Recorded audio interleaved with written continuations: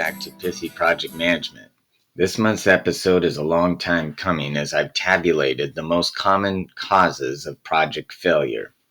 However, don't panic yet, because we have solutions to each of these most common causes of project failure. And some final notes, listen to the end for my pithy summary, and also remember to stay tuned to the end for your corresponding PMI code. So issue number 1 is having no project charter, and this is so often overlooked. In fact, I covered it in episode number 2 of Pithy Project Management. The project charter is the key to kicking off any project. So what does the project charter include? Well, the charter includes these 5 key elements: timeline, budget, scope, RACI, and executive approvals. Now, for the timeline and budget, the accuracy of your initial estimates is often only plus or minus 20%.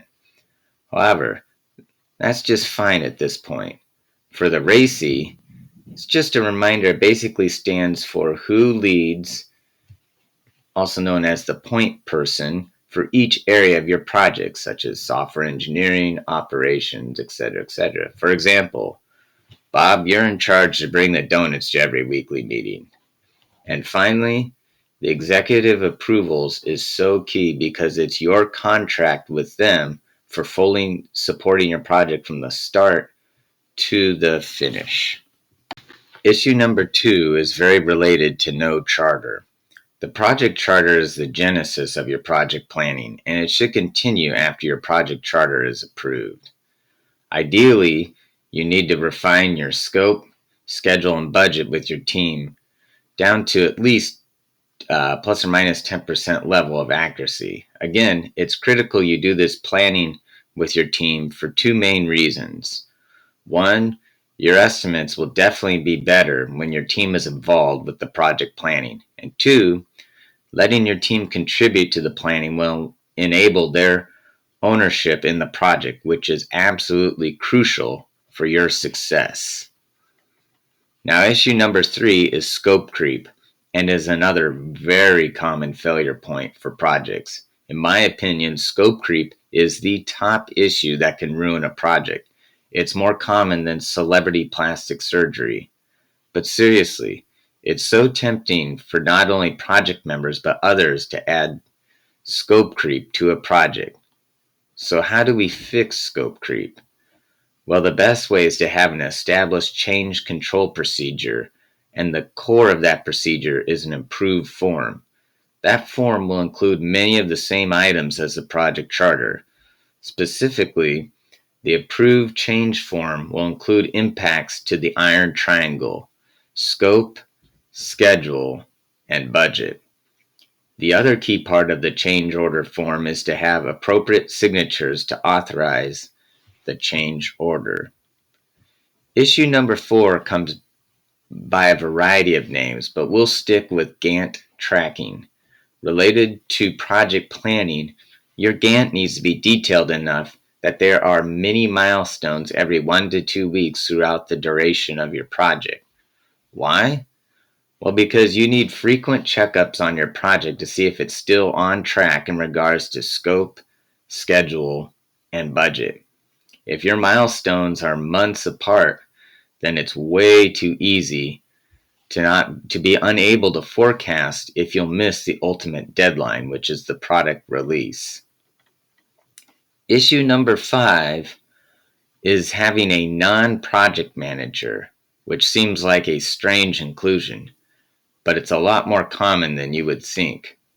So many organizations will promote a non-project manager into leading a project. This is akin to learning how to swim by having someone first throw you into the deep end of the lake without a life jacket. A project leader needs a significant trainer, a very involved mentor, or lead a few portions of a project first. Otherwise, it'll function a lot like Congress, the blind leading the blind. There aren't a ton of highly technical skills you need to lead a project, but there are definitely skills and techniques that you'll need to know prior to leading a project. Beyond the technical portion, people skills, emotional intelligence, or EQ, or your temperament are paramount for your success. Just like not everyone is cut out for the MBA, not all people are cut out to be a project manager. If you're frequently impatient with people, if you're not detail oriented, if you're a poor communicator, project management is probably not the profession for you. It's like a one legged soccer player. You may be busy, you may have good intentions, but you'll never succeed. Very related to issue number 5 of the non PM, communication is perhaps the key to project management. Many folks will say this.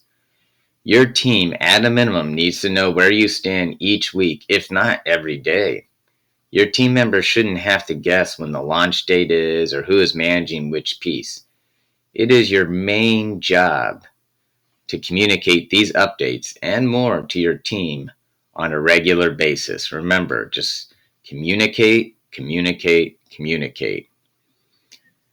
And risk management. So finally, we'll take you back to where Pithy PM began back in episode number 1, and that is risk management.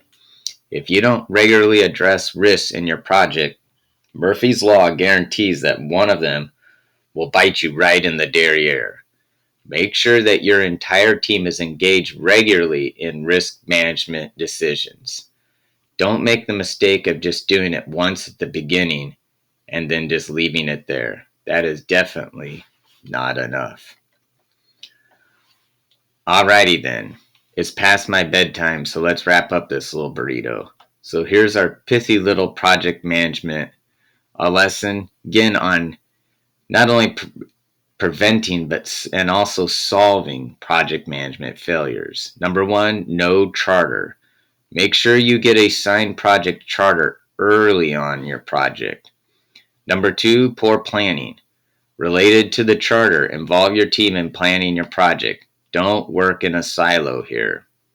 Number 3, scope creep. For me, this is probably the number 1 issue. Make sure your organization has an approved change order process. Number 4, Gantt tracking or schedule tracking. Often overlooked, make sure you're regularly monitoring the mini milestones in your project. Don't let these slide for months and months. Otherwise, you will miss a critical deadline. Number 5, the non-project manager. If you're a newer PM, you need to get training and you need a mentor. Rule number 6, perhaps the top one, is communication. In fact, it should be probably rules 1, 2, and 3. Communicate, communicate, communicate. And finally, number 7, risk management. Remember to have regular risk management discussions with your team. Alrighty, folks, that's a wrap. Remember, today's episode counts towards 0.25 hours of ways of working if you're looking to continue your education hours for your PMP certification. And finally, a big thanks to all you listeners out there. Once again, thank you for listening to Pithy Project Management. For spending a short time out of your day to sharpen the saw, you won't regret investing in yourself. This podcast was written and produced by Ben Walker. You can contact us via the podcast notes or look up Pithy Project Management on Facebook. Feel free to send in any questions, comments, suggestions, but save your complaints for your dog. Thank you. God bless and good night.